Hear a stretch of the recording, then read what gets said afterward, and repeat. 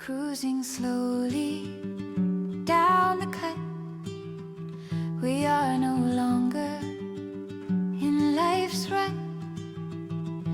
Life is easy, just chilling out. That's what life is all about. It's couple on the cut. Come take a trip with us. Come take it easy. Come take a trip with us. Michael, Cindy, and Toffee too. We'll always stop and talk to you. We're happy to just take our time on Tumbleweed. We'll be just fine. It's couple on the cut. Come take a trip with us. Last minute groceries before we head off. Thank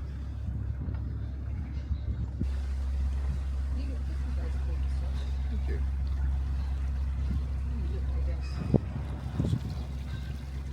Could you just put that rope up there? Just on the black stuff, please. But do it so it won't knot when it gets pulled.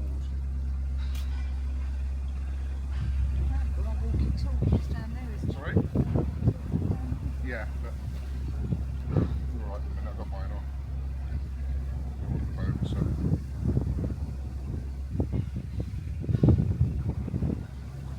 Okay. Yeah, put your walkie-talkie on and then.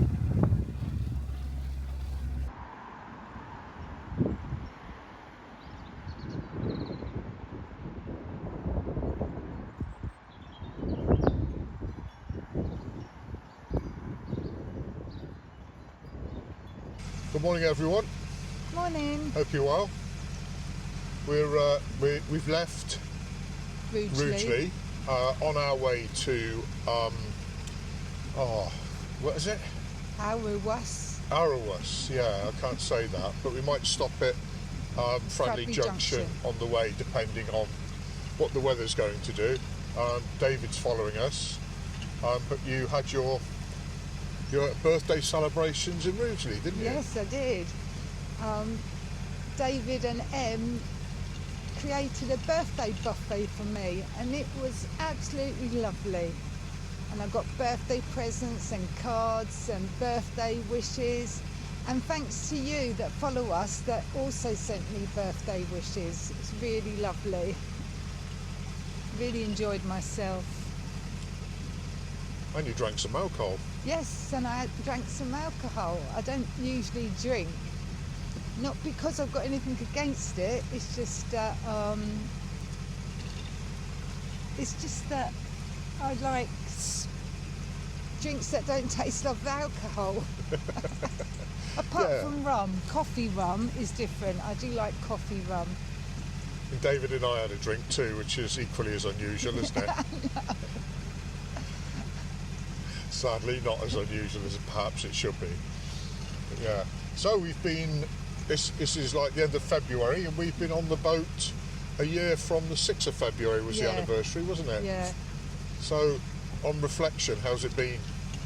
I think it's been fantastic, don't you? I mean, we've gone through such extreme situations, haven't we? We've had weather-wise, yeah, we've had drought where we couldn't move. Low water levels, low water levels where we couldn't move. We've had lock closures.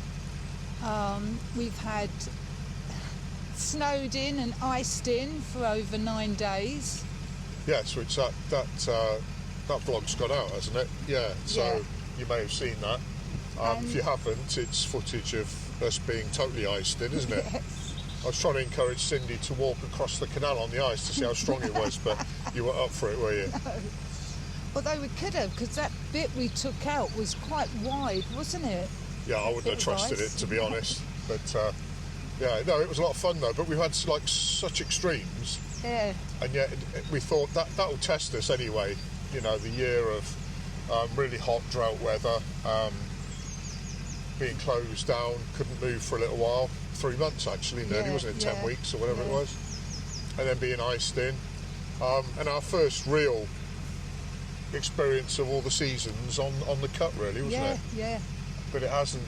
In fact, I love it. Yeah, it was it's brilliant. just everything's been so much fun. And it was all just big adventures. I mean, even quite recently, we've had to wait for a while at Rugeley because of is it- Alrewas Lock. yeah, Yeah. flooding, wasn't it? Well, there's a between Alrewas Lock and I think it's Winker or Wincher Lock. It hits a river section, and that was high water levels. So Alrewas Lock has been closed. Those water levels have receded now, and it's open again. So we're making our way there. Probably not in the next few days going to go through that lock. We'll probably stop short today if we make it, if not tomorrow. David will then go back to Winchester for a bit. Yeah. And the reason that we're travelling together is we're all heading for Shardlow to JD Narrowboats, who are bespoke boat builders. But I'm having, I've organised for us to have a solar upgrade, and we said we get the 2-pack blacking done there as well. Yeah. David took me in his car to meet Andy and Darren. Lovely guys. Really impressed with what they do. They showed us around a boat they were building and explained things to us. It was really interesting. But decided to have the boat blacked there. So we're going to be heading to Shardlow, but we've got no appointment, so there's no pressure to get there. David and Darren, Andy and Darren are really flexible with that. And I think David wants some quotes for a few jobs on his boat as well. So that's why we're travelling together. But David will go back to Winchester on Wednesday, I think, Yeah. where we're just kind of hang around and wait for him to come back, probably on the Saturday, and then continue our journey. But it will be during March time that we get it blacked, get the solar panel upgrade. I mean, we're starting to pick up solar now, but we wanted some higher yield solar panels because we've gone through the winter, and every 4 days maybe we were having to run the engine just to put some charge back in the batteries. And these solar panels are quite kind of high end, that they photovoltaic, is it? And you could draw Yeah. in power from the panels in daylight and not just sun. So we're going to see how they go, but they certainly will be an improvement on what we've got, although they've been great. Yeah, they have been. But winter's kind of shown us that actually totally off grid, we just need something a little better. It's due for blacking, Tumbleweed, so we're going to get that done, and I think we're going to be a week off the boat. Yeah. David will be leaving his boat to go to work. So we will, tennis coach, does that work? I suppose it is, playing tennis all day. Yeah, work. But anyway, that's what he's going to do. So he said that we could sleep on his boat. So we'll That just would be an experience. yeah, we're just morning. We just take him up on that offer, fill his toilet cassettes for him, and trash the place, Have parties. and then bugger off before he gets back. No, Dave, we won't do that. We will look after things. But yes, that's the plan. So, would you go back to a house now? No, I wouldn't. Wouldn't? No. No, no. It hasn't broken us yet, has it? No, no. I loved it. I loved it on the boat. The winter, the summer, the spring. It's been great. It's funny, not so much subscribers, but friends of ours, family, they've kind of said, living in a small space, how have you coped? It's been no issues at all, No, has it? No. We still get me time, don't we? Yeah. You know, our own time. And Yeah. I go to bed early. You have that time. You go out wandering. I go out. You know, we've got that kind of downtime on our own. But it's certainly not been an issue living on a boat, two of us. Because No. I think one of your friends said to you who's got a boat that they're solo boaters, but they couldn't imagine living with someone on a narrowboat. Where actually, I'm glad I'm living with someone on a narrowboat. It makes it more more interesting, more fun, more sociable when we're cruising. But yeah, it's been fine. It's been absolutely fine. So hopefully we'll be approaching Wood End Lock, and that's the first lock towards Fradley Junction. 2 others after that, and then there'll be another 3 if we decide to go past the junction onto Alrewas. But we said to Tennis Dave we'll get to the lock and then we'll have a chat about the time that it's taken us to get there and whether we're going to go on or stop overnight.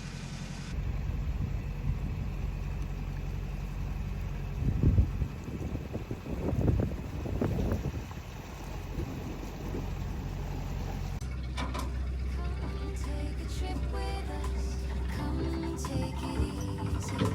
Come take a trip with us. Might as well more up on the lock landing, I Toffee too. We'll always stop and talk to you. think. It's not a big lock, is it? Deep We're lock. happy to just take our time on Tumbleweed. We'll be just fine. It's couple on the cut.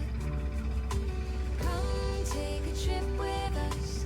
Come take it easy. Come take a trip with us.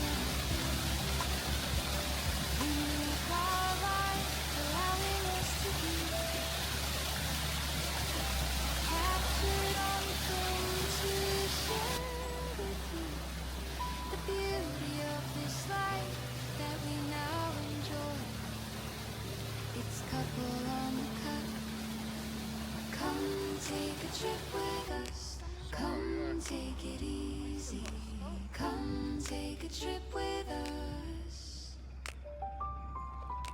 Come take a trip with us. Come take it easy. Come take a trip with us.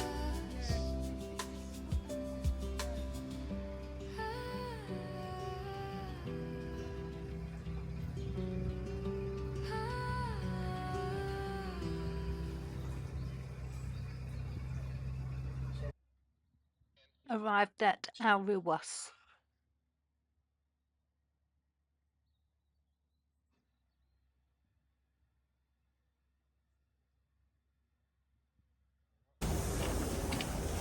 Having a look round Alrewas village.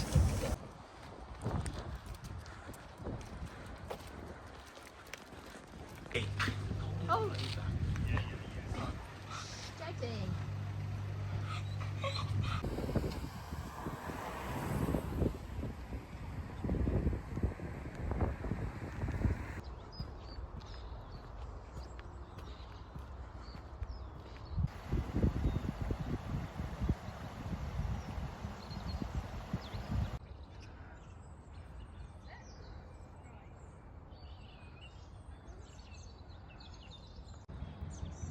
Instead of a rockery, this boat looks as though it's got a loggery.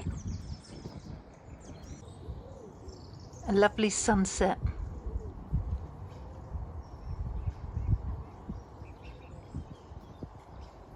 Here I am at the National Memorial Arboretum. The National Memorial Arboretum is in 150 acres and is a home for more than 400 memorials.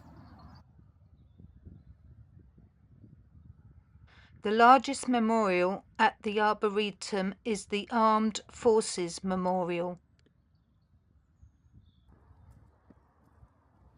It is a nationally significant focus for remembrance and was created to remember and recognise those who have given their lives in the service of the country since the end of the Second World War.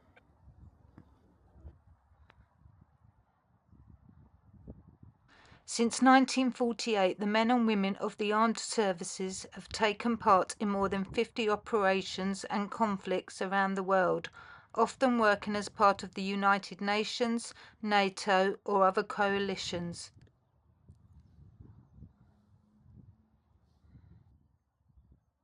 The Armed Forces Memorial remembers those who have lost their lives around the world. It is particularly important for many who have no grave to visit or who remember those who are buried in far-off places.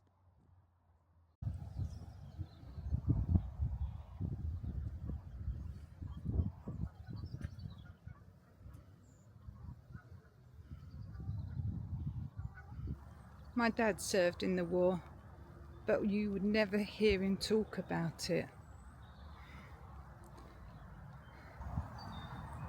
It's just so peaceful here. And flooded. But I'm determined to get to one particular memorial. Now this is the one that I really wanted to see. This is the Shot at Dawn Memorial, and it commemorates 309 British and Commonwealth soldiers who were shot for desertion, cowardice, striking a senior officer, disobeying a lawful order, casting away arms, mutiny and sleeping at post during the First World War. Most of them were sentenced after a short trial at which no real opportunity for defence was allowed. The central statue, Shot at Dawn, represents a young soldier about to be shot. The 6 trees facing the posts represent the firing squad, all aiming for the target around the statue's neck. It must have been very traumatic for them too, having to shoot one of their very own.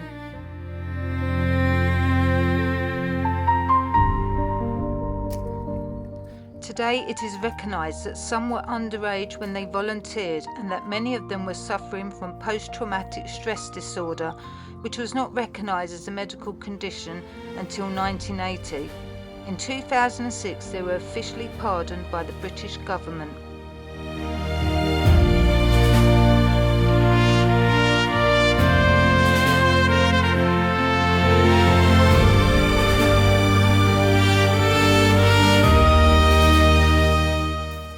Deliberately located at the most easterly part of the National Memorial Arboretum, where the sun rises first, Shot at Dawn was dedicated in 2001. This is Private Abraham Bevisstein's last letter home to his mother before his execution. It reads, "We were in the trenches and I was ill, so I went out and they took me to prison, and I am in a bit of trouble now. I'll have to go in front of the court. I'll try my best to get out of it. Don't worry." A poem dedicated to this memorial, written by Jodie Johnson, age 9, entitled 50 Years Late. I am only a child and it's hard to explain the feelings I have as I sit in the rain, and I think of the men who went off to war, knowing they would not come home anymore. I cannot say thank you to the men left in France who laid down their lives to give me a chance. I cannot say thank you to the ones who returned, for thank you is not what those brave men earned. I owe them my life as I live it today, a life lived in freedom because of that day. I owe them much more than I can ever repay. I owe them the lives that they gave up that day. They will live in my heart for as long as I live, and my children will learn of that gift that they give. A professor of psychology once said to me, "Don't judge a person's actions without judging their intentions behind it. That way we might find it easier to forgive." These men were pardoned by the British government, but after they were shot for being frightened, traumatised and unwell. These men will always be with us for as long as they remain on the lips of the living.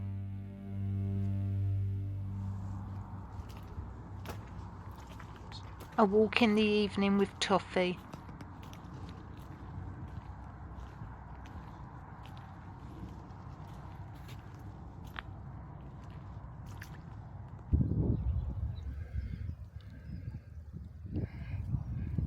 The River Trent that crosses the canal has broken its banks, so we won't be able to move today.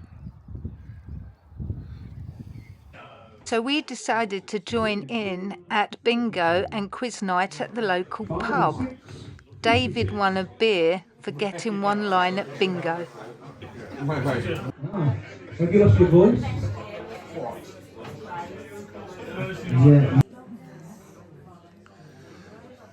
We didn't do too bad at the quiz, considering there was only 3 of us. We came in the middle somewhere.